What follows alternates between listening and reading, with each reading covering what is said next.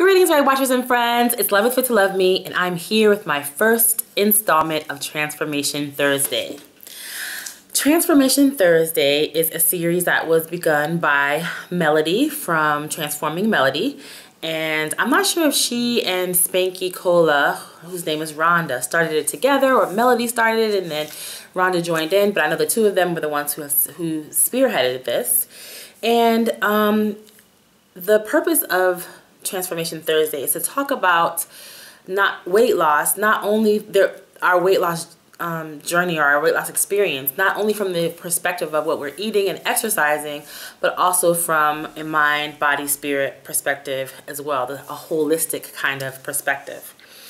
And many of you have not seen my original videos, but in my first videos, I say that the reason why I named this channel Fit to Love Me is because I want to get fit, but it's a journey of self-love, and that's how I'm kind of like conceptualizing the idea of a mind, body, spirit kind of journey. So, as I said in my previous video, I really wanted to join in on Transformation Thursdays, and although I'm not doing my weigh-in today, I posted my weigh-in on Monday, and if you'd like to see that, I will link it below. I am going to talk about the inner journey kind of aspect of Transformation Thursdays. So this week, I was trying to think about what kind of things I was going to talk about. I think I was going to start off with my goals, but I decided to kind of dig a little deeper and start from the beginning. And by the beginning, I mean why I am overweight in the first place. I am 5 foot 5'7.5" inches tall, and I weigh 245 pounds or so, and I have been overweight for pretty much all my life. I had some periods where I was not overweight, but I've been pretty much overweight all my life. So I'm gonna start off by my Transformation Thursdays by telling you my story. So I'm gonna say that it might not be pretty, but it's true, and I feel like this is the best way to do it. I'm not looking for any sympathy or anything like that. I'm just telling you my story. We all have stories. I know you have a story too. It's different from mine, and whatever issues and things that that you've gone through, you know, if you're telling someone the story, you're just telling them, right? So I'm just telling you. So I have to make a confession, and the confession is that I lied to you. I feel like I lied to you by telling you a half truth. In my video about the weight loss tag, I did this weight loss tag video, and in there was a question about like why you gained weight or something like that, or when you started gaining weight. And when it said like either why I started gaining weight or when I started gaining weight, I said when, and I said one of the aspects of why, but it was just the shallow aspect of why, and it wasn't like touching deeply to where I think the real issues lie. So when I look at pictures of myself when I was little, I was not overweight until I was 3 years old. And when I was 3 years old, as I told you in my other video, I had my tonsils taken out. I had tonsillitis, and I had my tonsils taken out. And I remember, it's like I was 3, so how do I remember? But I remember falling in love around that time with chocolate ice cream. And it's so ironic because my daughter loves ice cream, and it's like I don't understand why, which is so funny because that was my first encounter with just being crazy about something related to food. And I was 3 years old, because they give you ice cream, you know, or they did back in those days after you had your tonsils taken out. So that's part of the story. So that is when my relationship with, that was the first thing I remember when it comes to my relationship with food. But when I was 3 years old, I also experienced 2 other things. One I don't remember. That was the fact that my father moved away. He moved to another state, and he's been in that other state ever since, which is actually Georgia, which is where I recently moved in the States. And what I do remember, though, is that my mom became distant. I remember, I always remembered this. I don't have like the vivid memories of it now, but I always remembered it over time. And it's so funny because when I was an adult, she and I had a conversation about it, and she basically validated the fact that, okay, yeah, you do remember that. So she stopped hugging me. She stopped kissing me. She stopped being affectionate and kind. I don't remember her necessarily being kind, but you know, ever, but I do remember that she stopped touching me when I was 3. And I don't know why it is that I remember it, but I do remember. I mean, I have remembered it. Now what I remember is a conversation with my mom, you know, validating it.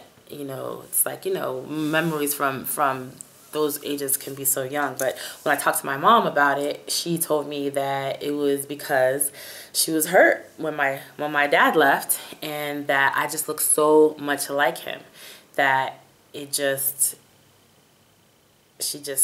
really couldn't take it. And that she also had not been raised in an affectionate family, physically affectionate at all. My mother's father died before she was born, like 6 months before she was born. And my grandmother raised my mom and my aunt. And my grandmother was a spitfire, honey, and she was not warm and affectionate. I knew that she loved me, and we knew that she loved us, but she was like, she was something else. She was like, I would literally bring my friends to the house to make her say something like crazy. Like it's like a television, like she was like Medea, like a television show, you know, grandmother who would just like go off. She's like 80 years old and she would cuss you out. You know, it was kind of funny, but I'm sure for my mom being raised, it wasn't necessarily funny. The same way it wasn't funny for me being raised with my mom, who was very, I feel like she was very volatile in her behaviors. But she raised me by herself, single mom, and growing up, I did not feel loved. I definitely felt abandoned by my father. I remember, it's so funny because what I do remember is that when my father would come visit, like I remember a couple times he came to visit, you know, Florida, and I would see him, and I had this like, I was like so young. I was like 5, I think, when I have this memory. It's like, I don't know where I got this feeling of like love from him, or like, because, you know, I don't remember him being around, you know, but like this yearning, this like, I still remember this day, because I actually have a picture of it, the day like he came and visited, and he stayed on our couch, and like I was sitting on the couch, and I was like sitting on the table by the couch looking at him while he was sleeping. And my mom was like, give him a kiss. And I was too scared to give him a kiss because I didn't know him, and I was afraid, you know, but I wanted to, like, you know, I felt shy, like, you know, like a girl who, I don't know, just wanted her dad's love or something, I don't know, or wanted, I didn't, you know, I don't know. I was shy, and I didn't. And then I remember when he left, you know, he had just come in for like a couple of days or something like that, maybe a day. I don't know how long he was there, but I remember when he left and we took him to the airport, I just remember like choking back tears. I was 5 years old, and I had enough like this idea of like pride, or some idea of like I didn't want him to know. It's so crazy, but it's like I was chubby already by 5. You know, I was already chubby, and and I had my first like feeling of like longing for a man.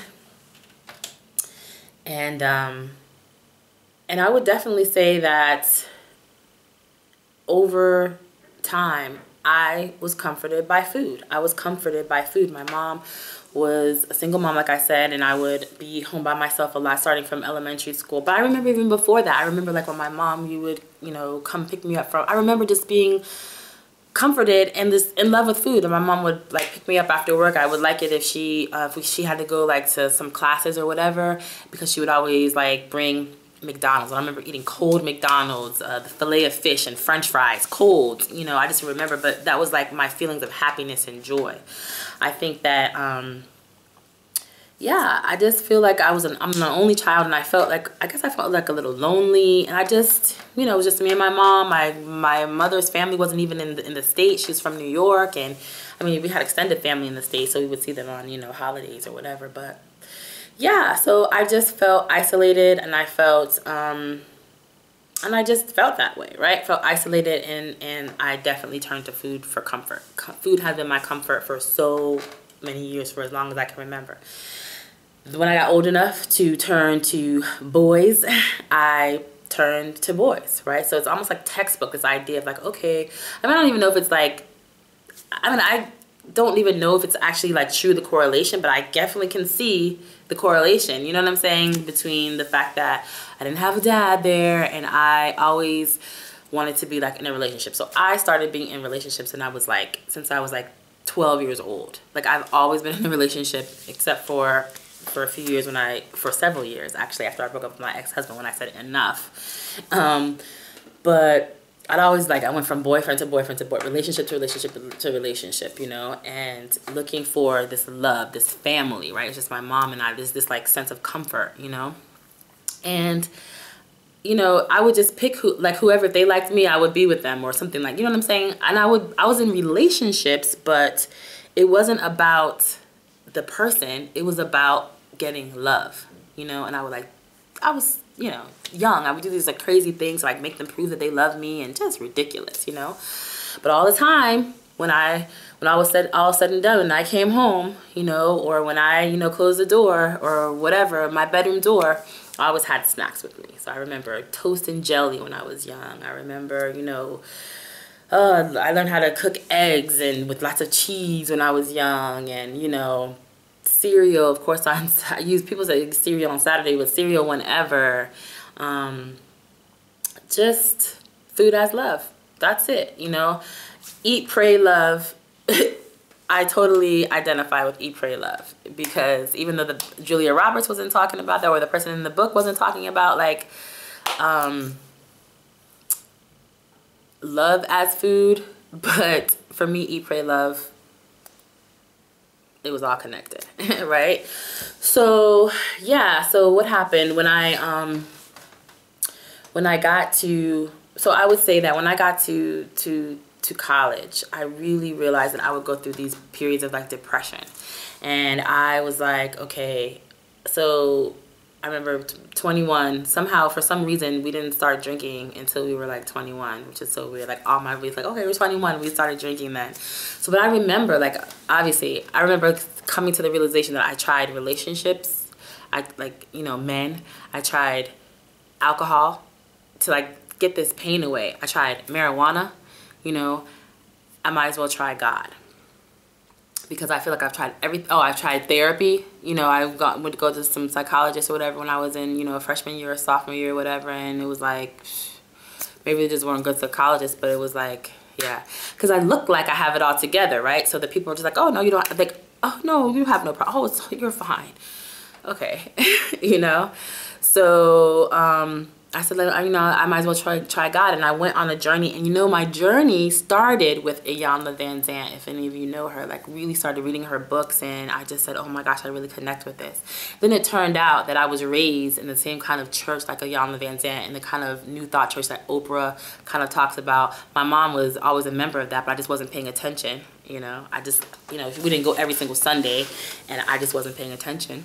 I would just sit there and I would daydream about boys. Okay. In relationships. So yeah, so I decided to try God. And by that meaning, like, the fact that I started with Iyanla and this idea of looking at yourself, looking within, and looking at who I really am, that is what has brought me here today to Fit to Love Me. So I definitely have been on this spiritual journey, this journey of understanding, you know, especially as I got older. And I feel like I say that I was raised in the Oprah generation. I feel like Oprah helped raise me. So the awareness that there is food addiction came from watching Oprah, you know, coming home watching Oprah at 4 o'clock, you know. The awareness that, you know, a lot of my behaviors could be related to the fact that my father wasn't there. You know, I was blessed to be raised with these awarenesses because of Oprah, which is so ironic because now she's owns Weight Watchers. It's so crazy, so crazy. So yeah, at least I have had the awareness, you know, over time, but I still am working on it. If I felt, or since I felt like my mother didn't really love me and my father didn't really love me, we see ourselves reflected in our parents' eyes, you know. So it's hard for me to see myself as lovable. It's hard for me to see myself as and if I'm not lovable, right, then I don't know how to be. If I don't feel like I've been loved, right, then I'm lovable, then it's not easy for me to love or show love in the way that I would like to, because I don't know what it is. I don't have it. If I don't have it for myself, I can't really give it to someone else, right? So we model kind of what our parents kind of do and things like that. So although, you know, the people who are around me, they say, okay, you know, you're hard on yourself. Well, I feel like my mom was hard on me, right? And I feel like, of course I'm hard on this. I know I'm hard on myself. So maybe other people experiencing me in a different way, but I know that I want to have a softer heart. And I feel like a softer heart, not meaning I am compassionate and things like that, but it's like if I don't have the compassion for myself, then it cannot spill out onto others. It's the idea of, like, you know, when you're on the airplane, they say, you know, help, you know, put your mask on for yourself and then help your children or help the people around you. So I think it's that kind of situation. So I am definitely looking to see the good. I'm looking toward, you know, to spirit, to God, you know. You also have heard me call it, you know, the universe. It's, to me, it's all one, right? It's all one. It's all connected. It's all one. Whatever word we choose to use, I don't care. If the people call it Allah, I don't care. I understand that Allah, what does Allah mean? Translation, it means God. It's all one to me, or higher power, or whatever it is. It's all the same to me. This idea that there is something greater that has created me. That's in and through me, and is in and through all life, and that I can see the beauty that's in all other life. I can see the beauty and the grace and the goodness and the amazing, like, just amazing awesomeness that's in this world. I need to be able to see the amazing awesomeness that's within me, so I could be a better me. I could be a better wife, a better mother. My mother has passed away, but before she passed away, on her deathbed, like, I mean, you know, first of all, before she passed away, we had a chance to spend a lot of time together and really have these good conversations and kind of, you know, begin to heal. And then on her deathbed, she was a wonderful grandmother to my daughter. She gave my daughter all this love that I would have, you know, I would want my daughter to have. On her deathbed, as she was passing away, she was repeating to me over and over and over again, I love you, I love you, I love you, I love you, I love you. And I was like, okay, you know, I know. She was like, she kept saying it. And it's like I realized that I needed to know, because I knew intellectually, but I really needed to hear that. I needed to have that for the rest of my life, to know that she did love me. And as a mother, I know that she did, because when I became a mother, I realized that she didn't have to keep me. I mean, you literally do not have to keep the child. You have a child and you're like, yeah, I don't have to. The same way a father could walk away, a mother could walk away. But she didn't. She kept me. She raised me. She did a good job raising me, by all accounts. You know, she was a good mother, a good role model, a good example, or whatever, even if she wasn't that affectionate and warm. So, I mean, and lots of people have that, right? So I'm saying it's not a story about like, oh, woe is me, you know, feel so sorry for me. No, lots of people have that situation. And lots of people have way worse situations, you know. But I'm just saying, this is my story. This is my relationship with food. It's directly related to, you know, my upbringing or whatever. So I definitely, I know that this is getting long, but I just want to just say that when around 2012, I started a lot of like prayer groups. They're called like mastermind groups. But my mastermind groups, the mastermind groups that I do tend to be kind of like prayer based. A lot of time mastermind groups don't have to have anything to do. They'll just be like people coming together to work for a common goal. So we come together to work toward their goals. So we come together to work towards our goals, but then we base it in prayer, affirmative prayer. So so I would put together these groups whenever like I was going through something, to tell the truth. I mean, this is what it is, or I needed support. The same way I put together the Fit to Love 100 because I needed support. And so I put together these prayer groups, and one of the groups I put together was Healthy Living Mastermind Group. And it was supposed to start off at 7 weeks, and we ended up going for 7 months. So that was interesting. But in that group, other people were working on actually like, dieting and exercise or whatever, but I was working on self-love. I want to be transformed from the inside out. I'm like, God, please change me. Please, whatever these deficits that I feel within myself, these reasons why I feel like I need to have food from, love from food, please change me. Please let me understand. Let me have a greater awareness, a greater understanding. And I worked on that continuously for 6 months. Self-love. And then my husband showed up. And it's so interesting because I feel like it's like a sign from God. The way he is such an unconditional lover or whatever. I feel like, it's a sign from God that I love you. I was like, what is a father's love? What is your love like, Father? Let me show you, So I know it's all over the place, but I'm saying that I feel like those things helped me begin to be on a journey of healing. I have been almost like cradled in the arms of a loving man who's a father. My husband's a father. But in a way, I feel like it's just like a vessel that God has used is using to show me, that I'm lovable. And I'm healing, and I'm able to heal. I am healing. So this weight loss community is very helpful to me. I'm able to keep my consciousness, I keep my eye on the prize. I mean, everyone who posts their videos about what they eat, they post their stories of transformation. We share with one another, we support one another, and I'm actively involved. I feel like it is all working together for my good. So that is my story. I feel like it was all over the place, but I have to end it here because this video is getting so long, and I'm sure it's way too long. If you stayed, bless you. I'm sorry it kind of got so deep or whatever, but I told you I just wanted you to hear the story. I'm sure there's lots of stuff that I missed out. I left out. But I'm just gonna upload it and let the chips fall where they may, like whatever it is, and whatever I need to pick up on or tell more of the story or whatever it is as time goes on, that's what I'm gonna do. But that is what Fit to Love Me is about. I am on a mission to learn to love myself better, to understand who and what I am as a spiritual being living on this earth plane, having physical experiences and human experiences.